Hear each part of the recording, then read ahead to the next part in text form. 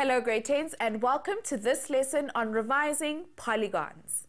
Let's join Amajni now as she jogs our memory on what we should already have learnt in previous grades. Everywhere you look in this world, it's just shapes, shapes and more shapes.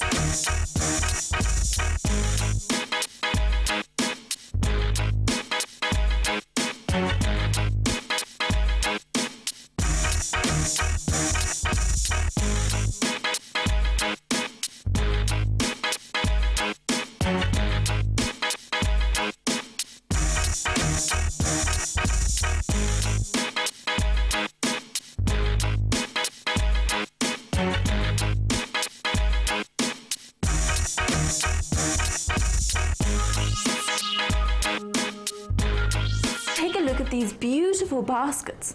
What shapes do you see? Do you know what we call all these shapes? We call them polygons. Let's get going on some definitions so we know what we're talking about. Now in Greek, poly means many and gonia means angle. This should help you to guess at what a polygon might be. A polygon is a two-dimensional closed shape or figure. The sides of the shape are line segments. Let's take a more careful look at some more shapes and decide whether they are polygons by this definition. Remember, from our definition, we can say that any shape that is not closed cannot be a polygon.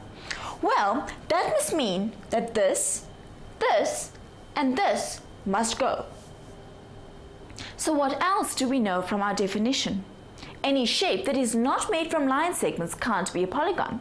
Remember that a line segment is part of a straight line between 2 points. So any shape which has curved lines cannot be a polygon. So let's look at the shapes again. Do you see that this has a curved line? This one as well. This means that these two shapes have to go. These are not polygons. So, are these shapes definitely polygons? They are closed and they are made up of many line segments.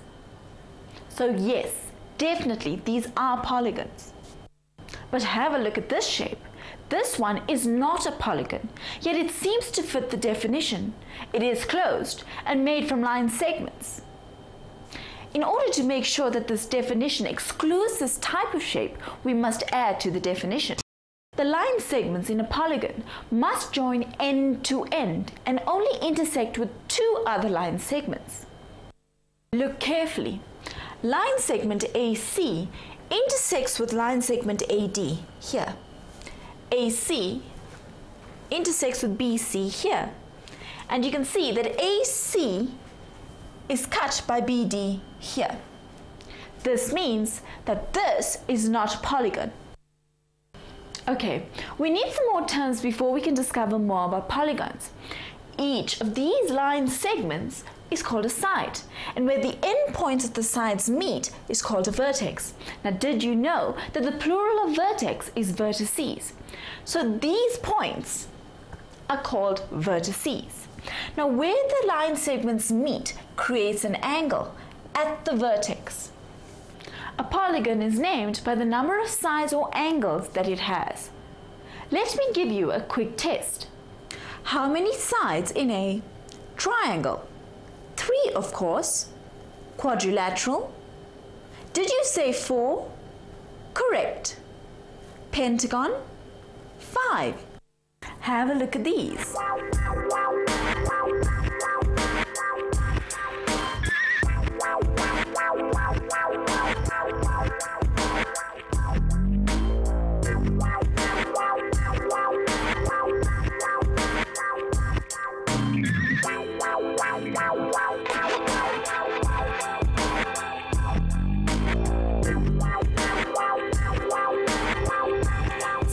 Identify different polygons. Let's find out how to label them. Well, in order to label a polygon, you must list the vertices in order around the shape. Have a look at this polygon. It is a pentagon. I choose to label this vertex as A. Now remember, you can choose any letters, P, Q, X, K, anything. I chose A. Now once you've started, you've got to label in order. So I'm going to call this B, this C, D, and E. Right, look at the labeled polygon. I can name it A, B, C, D, E. Now, can I name it in any other way? What about D, C, B, A, E? Let's have a look. D, C, B, A, E.